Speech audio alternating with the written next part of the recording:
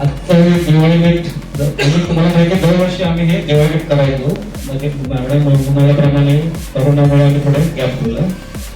Gap झाला म्हणजे आम्हाला थोडं गॅप.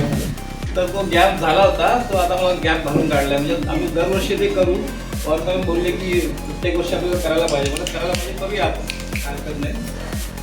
तर दिवाळी मीट म्हणजे त्याचा उद्देशच असा असतो की एक थोडंसं मनोरंजन आणि सगळ्यांना एकत्र येणं. म्हणजे सेल्स वगैरे असा उद्देश नसतो आमचा, सगळ्यांना एकत्र येण्याचा उद्देश जास्त असतो. त्याच्यामध्ये DXNचा विषय तर प्रामुख्याने असतो, तो तो आम्ही घेतो आम्ही.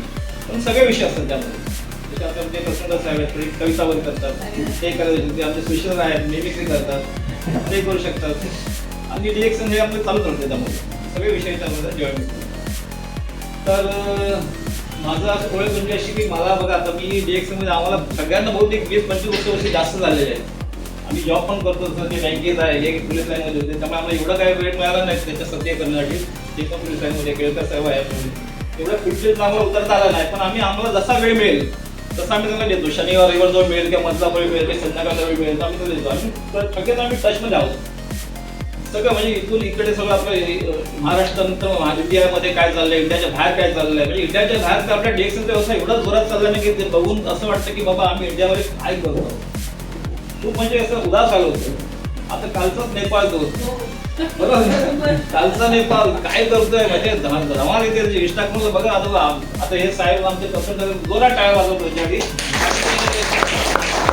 ऑनलाईन मध्ये माहिती घे त्याची. मला कधी काय ऑनलाईन मार्केट करायचं असेल किंवा DXN करायचं तुमच्याशी त्यांची कॉन्टॅक्ट करू शकता. ते इंस्टाग्रामला आपण बघतो तर किती धमाल चालले, काय मस्त मजा चालली त्यांची. त्या लेवलला आपल्याला भारत इंडियाला कधी जाता येईल. आणि आपण म्हणतो इंडिया ही कंट्री एवढी मोठी कंट्री एवढी लोकसंख्या कंट्री, आपण करतो काय. म्हणजे आपल्याला पण लाज वाटते की असं होणं चुकीचं आहे, बरोबर ना. तुमच्याकडे आमच्याकडे सगळ्यांकडे नॉलेज आहे, DXN आपण एवढं वर्ष करतो आहोत. तर तो विषय थोडासा घेण्यासारखा आहे, म्हणजे समजण्यासारखा आहे. तर तुम्ही पण बघा जरा. म्हणजे आता अप्लायन्सची आता अप्लायन्स आहे, ऑफलाईनला आहे, पण अप्लायन्सची तशी आता सध्या त्याच्यामध्ये गरज राहिलेली नाही तशी. तर तुम्ही फुल फ्लेजमध्ये तयार असाल ना तर तुम्ही ऑनलाईनचा सहारा घेऊन तुम्ही ऑटोमॅटिक बिझनेस ग्रो करू शकता. हो, म्हणजे ऑफलाईन आणि ऑनलाईनची ऑनलाईनची सांगड तुम्ही घालू शकता. असा एवढा मोठा बिझनेस आहे. तुम्ही काय पाठी आहात ते तुम्ही स्वतः आतमध्ये आपल्याला स्वतःला कळलं पाहिजे की आपण काय मागे आहोत, ते मागे आहोत, बरोबर. आता हाऊस वाईफ आहेत, त्यांना पण भरपूर म्हणजे घरी कामं असतात, जबाबदारी असतात, सगळ्यांना माहिती असतात. पण त्यांनी पण थोडा वेळ काढून जर प्रमोशन स्वतःचं म्हणजे प्रोडक्टचं प्रमोशन केलं ना, किंवा म्हणजे आता म्हणतो ना आता TV स्टार वगैरे सेलिब्रिटी काय करतात, पिक्चर आले की येऊन बसतात प्लॅटफॉर्मवर आणि प्रमोशन करतात. ते काय कुठे काय सांगायला जातात. तसं तुम्ही पण प्रमोशन करा. जसं मॅडम म्हणाले म्हणजे की 5-5 लोकांना सांगा, ठेवा. म्हणजे बरेच काही गोष्टी आहेत आता ह्या ऑनलाईनच्या जमान्यामध्ये. तुम्ही ते करायला पाहिजे. ते केलं तरी तुम्ही तुमचा बिझनेस ग्रो करू शकता असं मला वाटतं. कारण पहिले कसं ऑफलाईनला लोकांना यायला लागायचं, व्हिजिट करायला लागायचं, लांब जायला लागायचे. मी ते बरोबर साहेब हे कसं साहेब कुठे लांब जायचे ना, कुठल्या एक गाव सोडलं ना त्यावेळी, बरोबर ना.